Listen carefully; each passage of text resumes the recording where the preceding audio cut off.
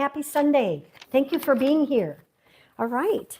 We are knowing that on the front of our page of our booklet, it states our mission statement, which is very important. I think it's a good way to keep ourselves grounded. And it says, we are a loving spiritual community that honors your presence, nurtures your joyful self-expression, and empowers your spiritual growth. Do you believe that?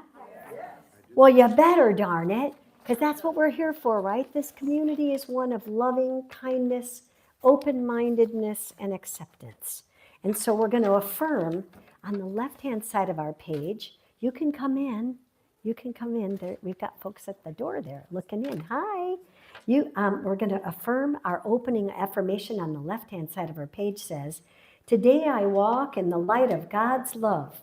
Today I am guided and my guidance is multiplied. I know exactly what to do and exactly how to do it. There is an inspiration within me that governs every act, every thought, in certainty with conviction and peace. I let God's light shine through me right now, and so it is. And with that, we're going to stand and sing, I See God in Everything.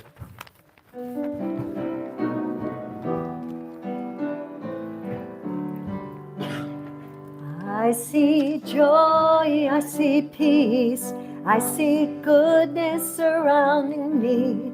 I see love in every breath I breathe. I see God in everything.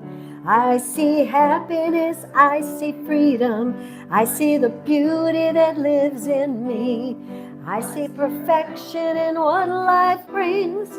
I see God in everything. I feel joy, I feel peace, I feel goodness surrounding me. I feel love in every breath I breathe. I feel God in everything. I feel happiness, I feel freedom. I feel the beauty that lives in me. I feel perfection in what life brings. I feel God in everything. Yes, I know joy, I know peace, I know goodness surrounding me. I know love in every breath I breathe. I know God in everything. I know happiness, I know freedom. I know the beauty that lives in me. I know perfection in what life brings. I know God in everything. I know God in everything. Yay! That'll wake us up, won't it? Yes, indeed. And now it's time for our announcements. And my very first announcement is our guest speaker today is, yay, Dr. Mark Anthony. Yay! We're glad he's here. He is a multiple award-winning holistic chiropractor that combines the best of traditional chiropractic or body with cutting-edge quantum healing, mind, and the ancient healing of the wisdom of Ayurveda, spirit. We are really looking forward to his talk today, and we welcome those of you that have never been here before because we're in for a treat. Okay, here's an we need announcement. We are in need of a new refrigerator. One of our refrigerator freezers has decided it's done. So if anybody knows of a new refrigerator or hears of one or anything, let me or Lainey or any of us know, and we will dial right into that, okay? We will be having a service on Friday, April 3rd at 2 p.m. It's not going to be like a regular Sunday service. It's going to be a little bit of a combination of a Taizé service or meditative with prayers and readings, etc. And it's about forgiveness and release and acceptance and rolling the stone away kind of a thing, okay? So we hope to see you here on Friday at 2 p.m. On Easter Sunday, we're featuring the choir. How many are in the choir? Yay! It's going to be it's their Advent event, right? Yes. Their brand new event, and it's going to be wonderful. So we look forward to seeing you here. We're going to have fun. At this point, we may only be having a light continental breakfast. We're going to work on that and see, are we going to have breakfast that day or what are we going to do? So we'll figure that out real soon. Cinco de Mayo is going to be an event we're going to celebrate on Saturday, May 2nd. We are going to have it from 4 until 7 p.m. There's going to be Mexican cuisine provided by our Susan. Raise your hand, let everybody know. And we're going to have a fun event. We're going to do a 50-50. We're going to have a little party. We're going to have a little dancing. We may have some little margaritas. We don't know yet. So it's going to be a morphing thing as we go. So join us for that. And that is from 4 to 7 on Saturday, May 2nd. And we're going to know that we're all going to be there. I may not be able to make it. We're going to see. I have a commitment with a woman that I care for on these days. So that's what's going to happen. Let's talk about our ongoing events. Every Wednesday from 6:30 to 7:30, our practitioner, Susan Zollinger, leads a discussion group based on the Science of Mind magazine articles, and that goes from 6:30 to 7. If you're interested at all in being a part of that, see Susan after the service, and she'll give you the Zoom link. They do it by Zoom, and there you go. And then each Friday from 10 to 11, we have a gentle stretch class with Michelle Gillette, our prayer chaplain. That is, we borrow her from the Unity Church, and she comes every Friday, and we have a ball. How many have been there? I know Naomi's there, Nancy's there all the time. Yeah, it's really fun. Joe was there on Friday. We had a good little group on Friday. So there you go. And let's know that every Friday at 9 a.m. we study the Science of Mind. We're reading it. Excuse me, what did I say? Friday? I'm still on Friday, I guess. Okay, there we go. On Sunday at 9 a.m., we read the Science of Mind book and we discuss it. So we're reading it sentence by sentence to slowly understand what's going on in the book and making ourselves have a new light of understanding it. So join us for that. And then directly afterwards at about 9:30, we do a short meditation. And we had a nice little group today, and we do a guided meditation that gets us ready for the day. So there you go. And in closing, I want to say thank you to all the volunteers, which is basically everybody in this room. So give yourselves a big round of applause. Thank you, all the volunteers, for helping and doing all the great things that you do. And there you go. Okay, so now I'm the practitioner on duty today. So I am going to share with you a little prayer, and then we're going to do a little reading from the Science of Mind. So let's know together, right here and now, as we breathe in and know this prayer, that there is only one power, and that power is God. It is the oneness with which I am one. And whatever I say after I am is the very truth of my being. I am the light of God. I am the love of God. I am the wisdom of God. I am the power, peace, and beauty of God. And all that I am knowing for myself right here and now is the goodness of life, the enrichment of life, the complete understanding that I am loved, I am safe, I am guided, I am protected. And this is the truth of my being. And so as I know this truth, I go through my day guided and protected, knowing that God is in charge of everything. So I allow it to happen. I surrender over any resistance I might feel to my good showing up, and I allow it to be God by means of me. And I know that every pair of eyes that I look at are God looking back at me, and we get to remind each other that we are all one. And so in great gratitude, I give thanks for this teaching, this understanding, this knowing, this absolute belief in the goodness of life. I let it be, and together we say, and so it is. And I'm going to quote Ernest from page 140, in keeping with Dr. Mark's topic, which is mind, body, and spirit healing. I'm going to read you his little flyer first because I just love this. I don't know if you're going to say it, but I love it. It says, "You are designed by God to be healthy. Learn simple, fast ways to heal using your mind and your spirit. Learn the one affirmation you must say every day. Learn the first law of healing and the 6 miracle ideas to create vibrant health and much more." Are you ready for that? I am. So in Science of Mind, Ernest Holmes' book, he says on page 140, "It is the great universal mind. Man is the center of intelligence, and every time he thinks, he sets mind into action. Because of the oneness of mind, it cannot know anything outside of itself, and therefore cannot contradict any thought given to it but must reflect whatsoever we speak into it. We are immersed in an infinite creative medium, which because of its nature must create after the pattern that our thought gives it. Jesus understood this and in a few simple words laid down the law of life. It is done to you as you believe. No more simple and yet no more profound a statement could ever be made. And so it is. And now we're going to have, you play, we're ready to begin a song. It's a simple meditative song. Here we go.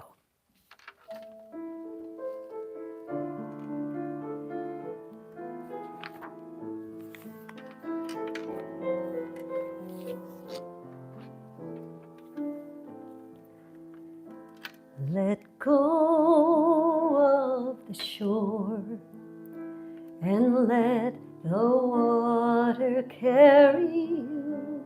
Let go of the shore. Float into the mystery.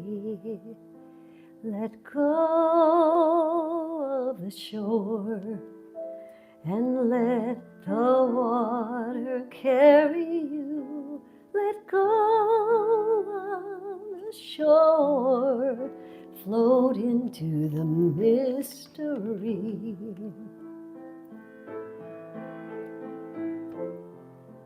You have all you need, it's all inside of you. Close your eyes and breathe and know that you are safe. Let go of the shore and let the water carry you. Let go of the shore, float into the mystery.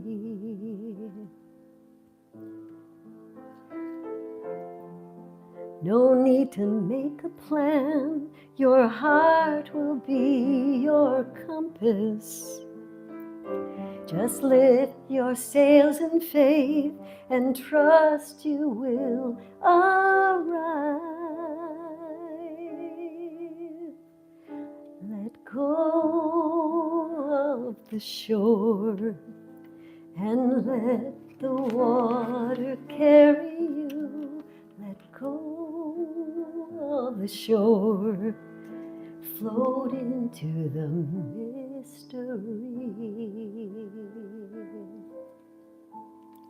Hey, thank you. Very good. Thank you, Cecilia. Thank you. Beautiful. Okay, and now I'm going to welcome our guest artist who's going to push that little black button to turn on that little blue light. That keeps us recorded. So, did it go on? You hold it for a sec. Da, da, da, da.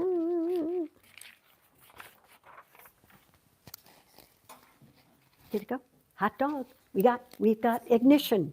All right, let us welcome up Dr. Mark Anthony. Oh, you look pretty. Oh, I always love talking here. I see many faces I know, and I see some I don't know, and that's a good mix. So it's interesting. In my family, bad eyes run in the family. Like every one of my sister's a medical doctor, my mom, who's 96 and in great shape, all wearing glasses or contacts. My other sister also wears glasses or contacts. And you know what? I didn't want to wear glasses and contacts. And so I just did different things than the rest of my family did.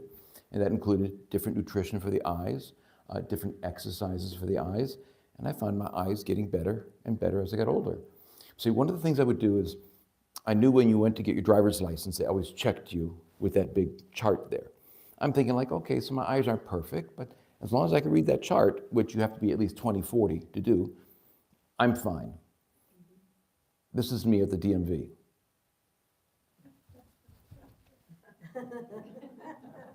But I could read it. I got through. Now, as you get older, they want you to come down and have the eyes checked again. So just last year, I went down, and I'm thinking, no, I can do this. This will be fine. I got in there, and I go like, oh, they got bigger charts. That's interesting. I didn't know they changed the charts. Read it easily. Did you change the charts? No, it's the same one they've had for 50, 60, 70 years. My eyes had just gotten better as I got older because I believed I could improve my eyesight by doing something better. And I'll talk about some of these concepts I'm briefly mentioning here at the beginning later. In my family, everyone's got allergies. I remember when I was young going to Cigna and Kaiser, getting all the allergy tests. And they said, oh, you've got this allergy, you've got that allergy. Oh, don't let a bee sting you, you'll die. I didn't want to have allergies. And they gave me shots and that didn't do anything at all. But the rest of my family had allergies. But I thought, I'm going to deny the allergies. I don't have allergies. My body is healthy, my body is strong. I have no allergies, I'm just gone. My body listened to that. When I was very young, under the age of 2, I had recurring sore throat problems. The doctor said, well, Mom, Kathy, you've just got a kid who's got bad tonsils. We need to take the tonsils out. And my mom, who was a nurse, said, he's kind of young to take tonsils out. I don't think that we should take his tonsils out. Let me try something different. Perhaps he's allergic to milk. That's what my mom was thinking. And down the street in Arizona was a lady who had a herd of goats. She put me on raw goat milk. Within 2 weeks, my tonsils cleared up. I still have my tonsils today because we believe that if this kid was born with healthy tonsils before, he could be healthy again. And by the way, nowadays, raw goat milk is illegal. You can't be taking that. So changing how you think, and I love that all of you are aware of the science of the mind, changing how you think can change you physically. The common thread in all these cases is we did not believe the medical experts. We believed that we had the healing power within us. So this healing topic is a natural for me. I first thought, you know what? I'm going to teach about mind, body, spirit healing. I'm going to teach all of you everything that I've learned the last 45 years. I just have to talk really, really fast. I figured I'll just focus on 2 areas which the medical doctors don't focus. So the medical doctors, they save lives. You know, my sister and I have many discussions about different ways to approach things, her being a medical doctor and me being a chiropractic doctor. But they basically focus only on drugs and surgery, which is great. Listen, if you have had an accident and you've cut yourself, don't come to my office. I'm not going to stitch you up. You go to the emergency room. They're really good at little tiny surgical procedures and drugs. That's great for emergencies. But the thing that a lot of people don't remember or were never taught is that you are designed to be healthy, designed by him or her, designed by the higher source. Doctors and society have programmed you to think that you should be sick as you get older, that you are victims. It's not your fault. Medical doctors use excuses to explain why you're not as healthy as you are, why you're sick. They want you to believe that you're supposed to be sick because of bad germs. Well, you just caught that. Bad genes, runs in the family, nothing you can do about it. Bad age, well, as you get older, everyone should get the vaccination shot, but particularly for the seniors. Why? Because they're sicker. And bad luck, oh, just another bad gallbladder. They just get bad. We have to take them out. They tell you there's nothing you can do about your illness and your poor health. It is inevitable. You are taught that no one dies old and healthy. There are some societies in the world where when you get to be old and you've had a fulfilling life, you don't wait until you get so sick that you can barely function in life. What you do, you're old, you've had a wonderful life, you have a party. And everyone comes to the party, you say goodbye to everyone, you give away your things to everyone, and then you go to sleep healthy and you just don't wake up. That's a great way to go. You choose it, and it's painless, and you have the great party, one of the best of your life before you go. So they teach you instead that you will die old and sick, or even young and sick. Doesn't have to be that way. Now, I'm not criticizing medical doctors. They just don't have all the answers. They just don't. And we have brilliant medical doctors, amazing technology, modern drugs, miracle drugs, the best hospitals in the world. Everyone wants to come to America to get their health care. And most people in this country have health insurance or access to health insurance. Yet we are one of the sickest nations in the world. If this worked, we wouldn't be that sick. The World Health Organization, WHO, ranked all the countries in the world in a major health report. It found the United States, were we number 1, number 2, number 10? No, we were number 38. I can't even think of 38 different countries to write down. We were 38 in health. We are living with a health system that does not work. Yet the only answer that our politicians have is, let's give the system that doesn't work to everybody. Doesn't work, let everyone have it. Believe it or not, 100 years ago, we were healthier than we were today. Then only 10% of us were sick. 90% were healthy. And basically, when you were sick, you either got better or you died. This is how it was 100 years ago. Today it's almost reversed. Today, believe it or not, we have 80% of us diagnosed as sick. And only 20% of us are healthy. The big difference is that 80% that's diagnosed as being sick, they never get better. They're given a treatment, and they do the treatment every day for the rest of their life, and they're still sick as they get older and older and older. You get a high blood pressure diagnosis, yeah, you got high blood pressure. You get low blood sugar diagnosis, you got low blood pressure. You got diabetes diagnosis, you got that. It's just, you got it, and you're sick, and here's some pills to take. To treat it, they have convinced you that you need to take a pill every single day for the rest of your life. And as you get older, they always are looking for more, better combinations together, like peanut butter and chocolate, except it's not as tasty. So what's changed? Did we have better insurance plans 100 years ago? Did we have better drugs 100 years ago? I don't think so. Did we have better hospitals or better surgical techniques 100 years ago? No. What has changed is how we eat, how we exercise, and how we think and stress. Our reliance on healing from the outside of us with modern medical treatment, with just drugs and surgery, has been drilled into us now instead of healing from within.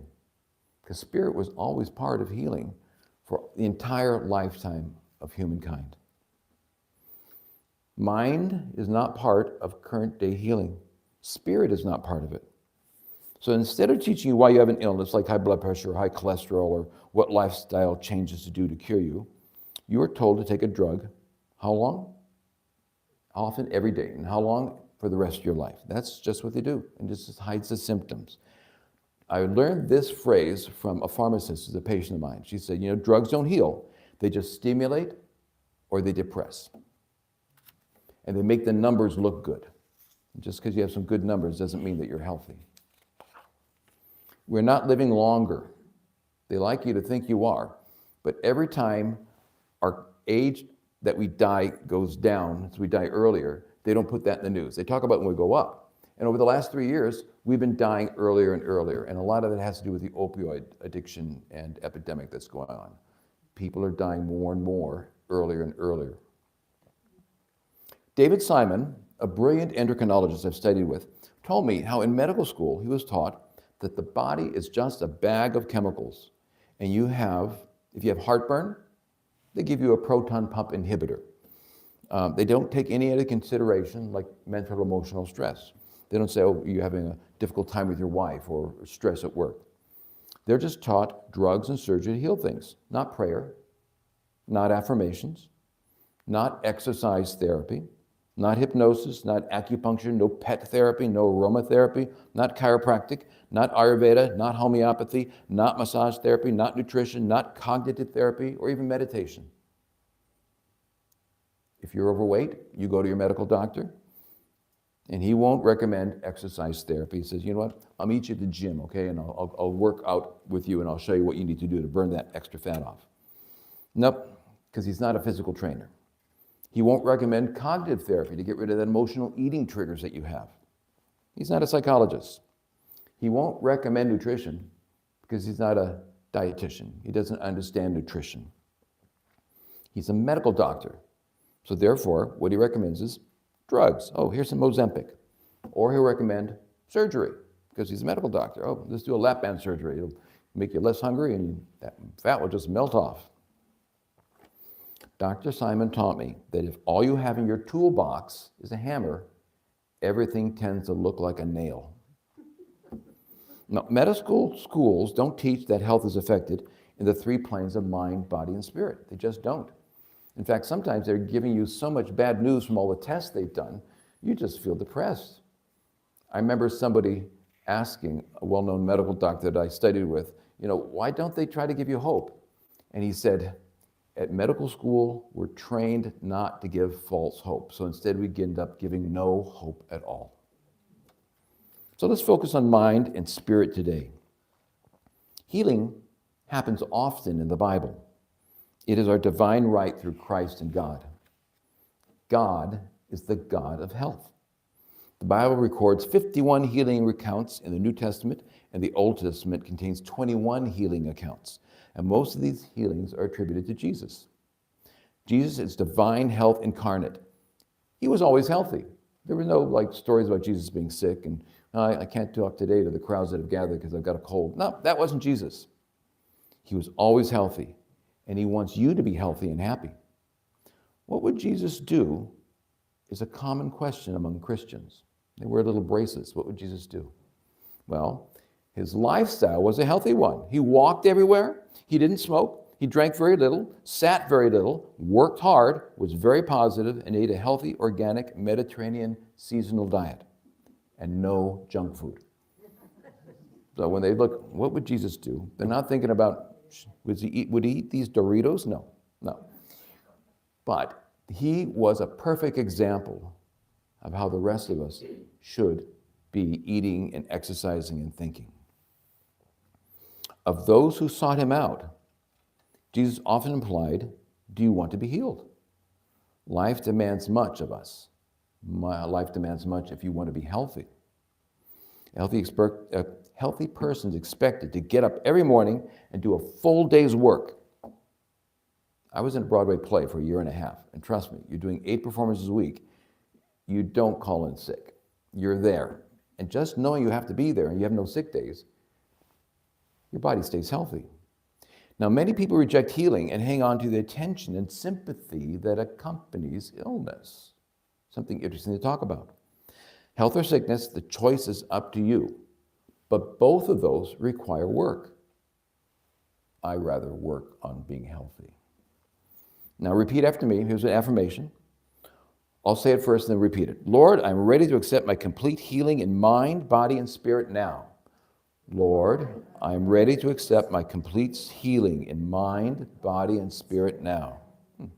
Affirm this often, and you'll find that Christ's promise will apply to you. Go thy way, thy faith hath made thee whole. Mark 10:52. God has programmed every single cell in you genetically to be healthy. Your body has a deep memory of health and wholeness.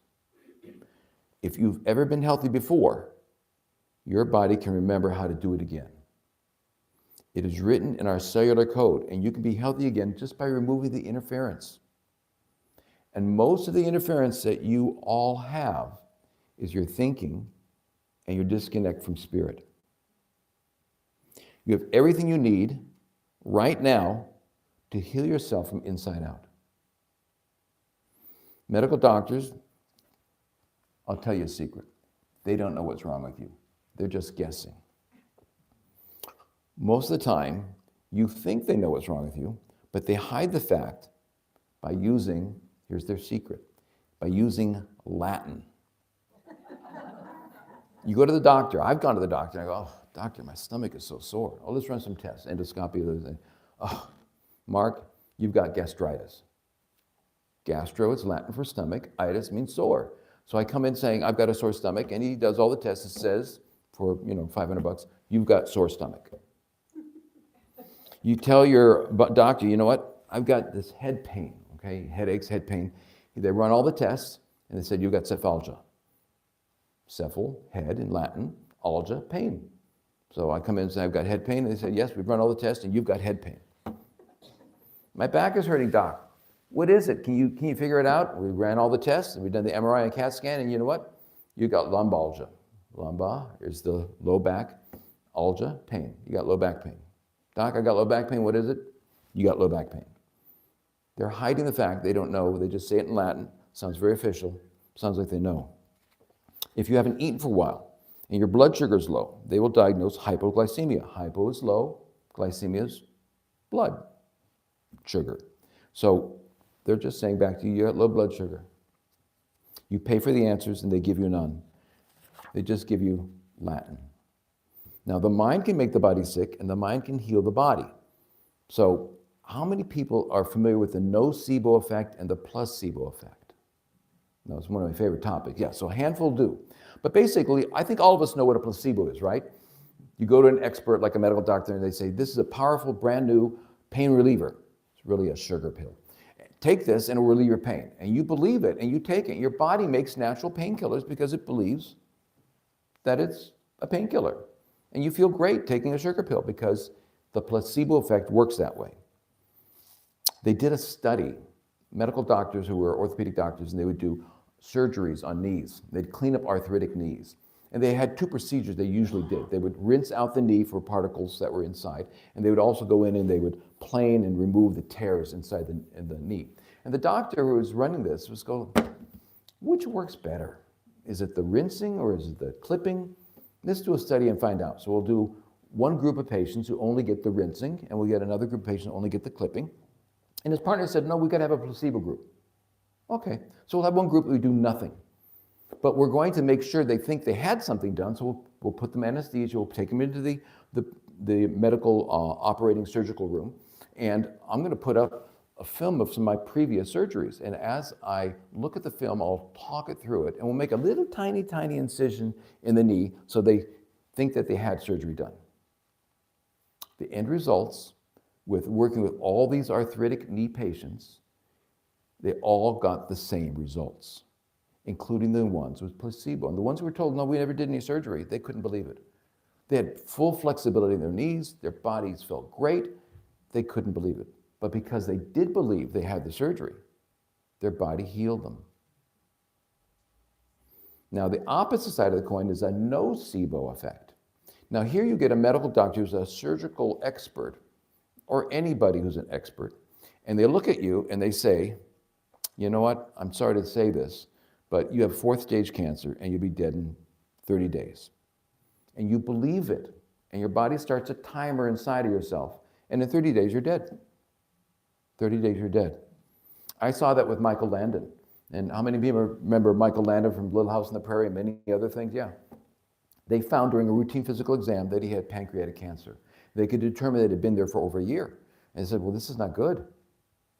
You, Michael, are going to pass on in 30 days, and it's going to be very painful. I remember seeing him on Johnny Carson's show, saying goodbye. He had tears in his eyes. And 30 days later, he was gone, and it was a lot of pain.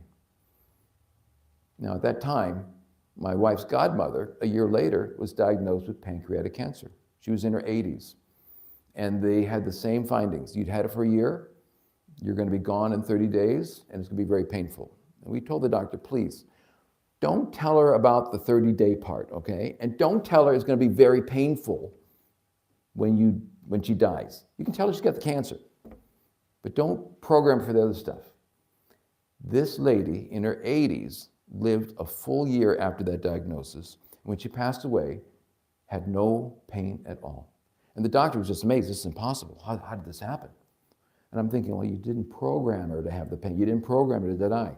So what you think about, if you accept it, will come about. So therefore, I come to you with now the one diagnosis you must never say. You must never say this diagnosis. I'm saying affirmation. You must never say this affirmation. It is the diagnosis. Your affirmation of diagnosis is an affirmation. When the doctor says, you've got low blood sugar, you've got hypoglycemia, you've got high cholesterol, that's an affirmation. Now, this is an interesting paradox, Because our left brain, which is logical, based on numbers and facts, it says, well, it's true. They ran the tests. I have. You fill in the diagnosis. But does the left brain create miracle healing? No, it's too logical. Your miracle healing comes from your right brain. He doesn't care about numbers. He doesn't care about that you're supposed to be gone in 30 days or 30 years. You must not repeat that diagnosis, even if the left brain says, no, it's true. I don't know if you know this, but the left brain would rather be right than happy. No, it's true. Let me argue some more with you, sweetheart. No, the point is that if you've got a diagnosis, don't repeat the diagnosis. Don't tell anyone else what you've got wrong with you. The funny thing about me, anytime I talk anywhere on health, is afterwards I love meeting the people, and all of them want to tell me the diagnosis. I hear nothing but horror stories afterwards. And I know a lot of them would just want me to give them hope, but they are, after I even say this, they're repeating their diagnosis over and over and over and over again. I got a bad liver. I got bad lungs. I got bad back. I got bad heads. So if you want a better chance of having miracle healing, no more diagnoses. Deny it. In Catherine Ponder's book, we all know Catherine Ponder, The Dynamic Laws of Healing, her first law of healing is denial. Your diagnosis is an affirmation. Stop repeating it. Deny it. No, I don't have that. No, I don't have that either. Like me. No, I don't have allergies. Pretty soon the body listened, I had no allergies. Affirmations cannot replace denial.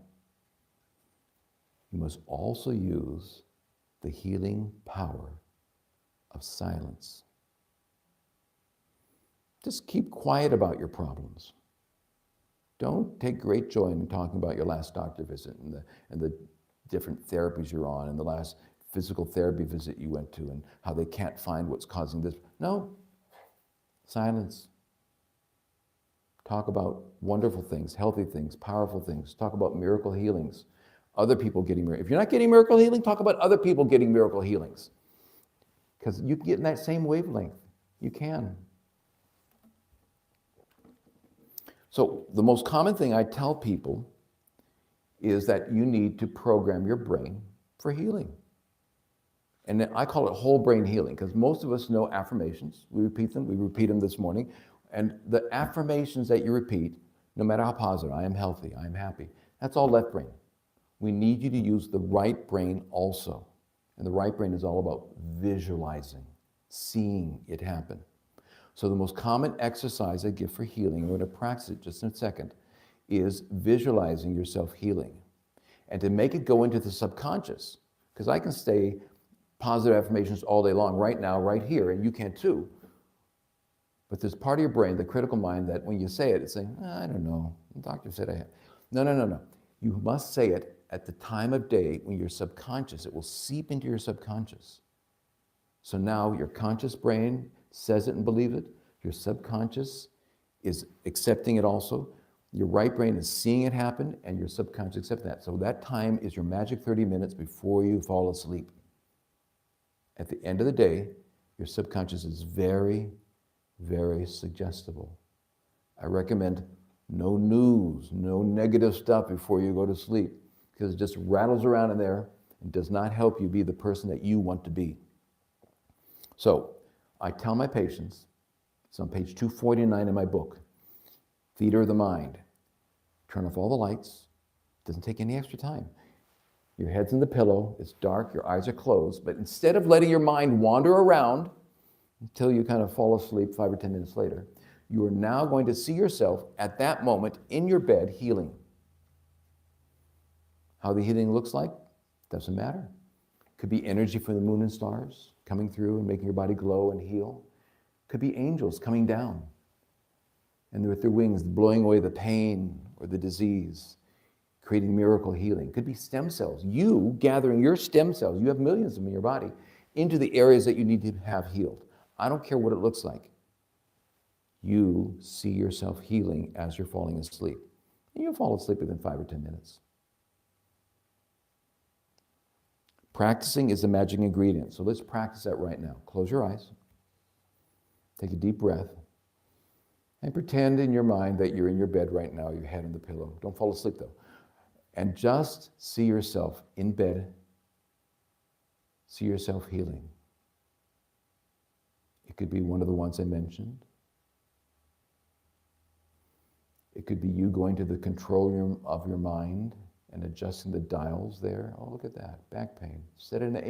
I'm going to turn it down to a 7, 6, 5, 3, 2, a 1.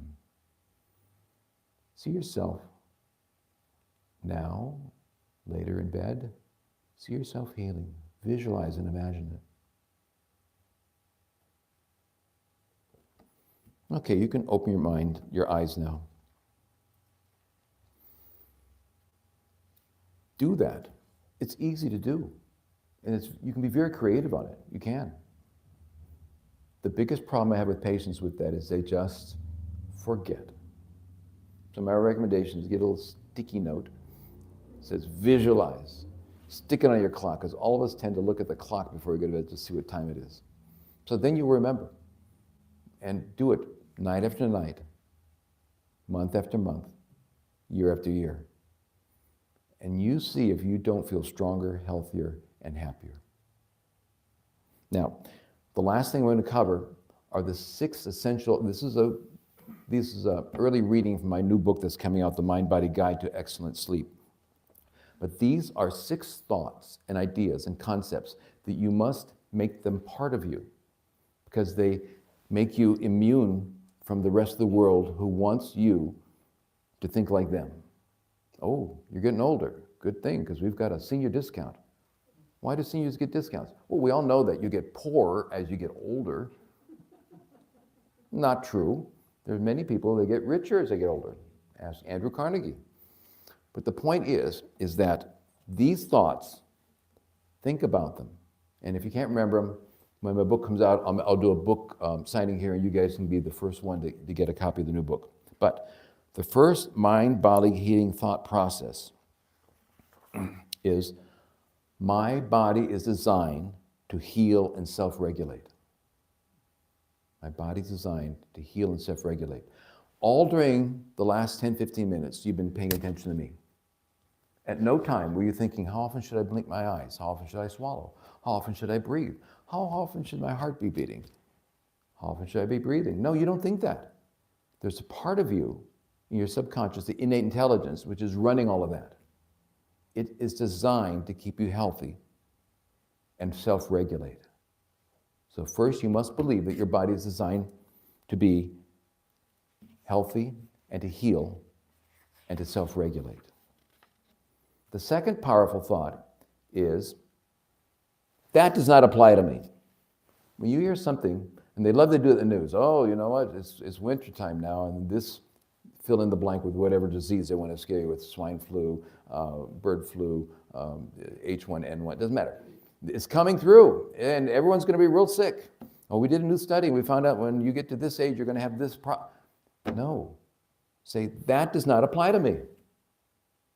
You can take whatever action you want, but deny that does not apply to me, anything which you don't want as part of your life. Just verbally deny it. Learn to think and say, other people have health problems, but that does not apply to me. I am healthy. Think, if I do different things, I will get different results. This is like the basis of all affirmations. You want to be prosperous? Okay, you can stay at home all day long and say prosperity. Like the old story with Jesus, who loved this man dearly. And he wanted more money so he could do more good. He wanted to win the lottery. He never won the lottery. Finally, after years, Jesus appeared to him in his dream and said, I love you, and I want you to win the lottery. The man says, I knew that. But help me out. Buy a lottery ticket. That was a joke. You can laugh if you want. Okay, so the idea is you have to do something different to get different results. The more you do the same thing over and over, eat the same foods, do the same movement routines, watch and read the same things, the more of the same results you get. You must do something different to get different results. Learn to say and think, I do different things, and now I get different results, such as excellent health. The third one is, if someone else can do it, I can do it. If you hear somebody else, like a Jack LaLanne, who is vital and fit and can do all kinds of crazy, wonderful things in his 70s and 80s, you know what? You just have to say, if they can do it, I can do it. I learned that from my mom. Some of you have met my mom, 96, and you think she's in her 50s. Dynamic, sharp brain, moving all around, looks young, feels young. I just had a birthday. I just turned 70. And I don't let people say, oh, you're really old here. Can I help you down these steps? No. Because if other people can be 70 or 80 and look young and feel young, you can too. The fifth one is, there is always an answer. This is important because a lot of times you're given a problem, but no one gives you the answer to that problem. There's always an answer. Sometimes it has to come from here. You have to connect there. Sometimes it comes from within. But there is always an answer. The more you believe there's always an answer, the more the answers will come to you. It's as simple as that. And the last one is, if I did it before, I can do it again. I know I was talking to my mom the other day, and she was like saying, I used to be able to run up these stairs 2 at a time. Now I have to take them 1 at a time. I said, well, Mom, if you want to run up them 2 at a time, you have to start practicing that. It's because if you did it before, you can do it again. Well, it's kind of hard. No, Mom, you're positive. You taught me to be positive. You just have to know that if you did it before, if you were healthy before, you can be healthy again. As simple as that. I know all of you, if you cut yourself, there's no special affirmation you have to say to make the body and skin heal. You just keep it clean, put a Band-Aid on it. A couple days later, it's healing up nicely. A week later, you can hardly see it. Your body knows how to do it. And if you can do it before, you can do it again. If you think you can be healthy or believe you can't be healthy, you're absolutely right. I know that you can be healthy. And it's time for you to know that also. Remember, your thoughts and emotions create your life. Your connection to spirit creates your life. I challenge you now, control your thoughts and emotions. Don't let them control you. Focus on positive thoughts, positive emotions. Reconnect with God and spirit daily. Practice forgiveness, love, and acceptance often, especially with those you don't like. See, it's easy to do it with ones you like, but you must do that. You must practice forgiveness with those you don't like. Believe in miracles and believe that you are worthy of them. Starting today, it's time for you to return to your memory of wholeness. Thank you.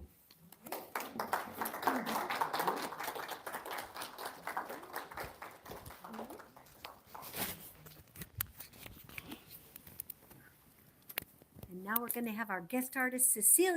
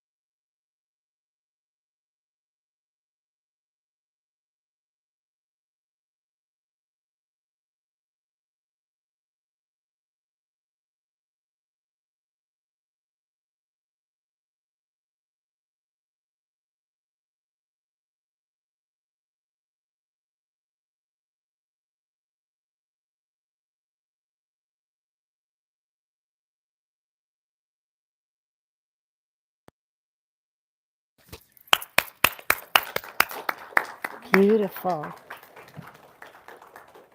Thank you, Cecilia. Okay. Ooh, there it is. This is the time of our sharing of our gifts. And I invite you to read the affirmation on the left-hand side of your page, the offertory affirmation that says, Divine love consecrates my gift. It goes forth to heal, to bless, and to prosper all those who give and all those who receive. It is evidence of my conviction that God is the source and substance of my supply. I joyously contribute to the vision of this spiritual center, knowing that it returns to me multiplied abundantly. And now we're going to have the song, I Am So Blessed.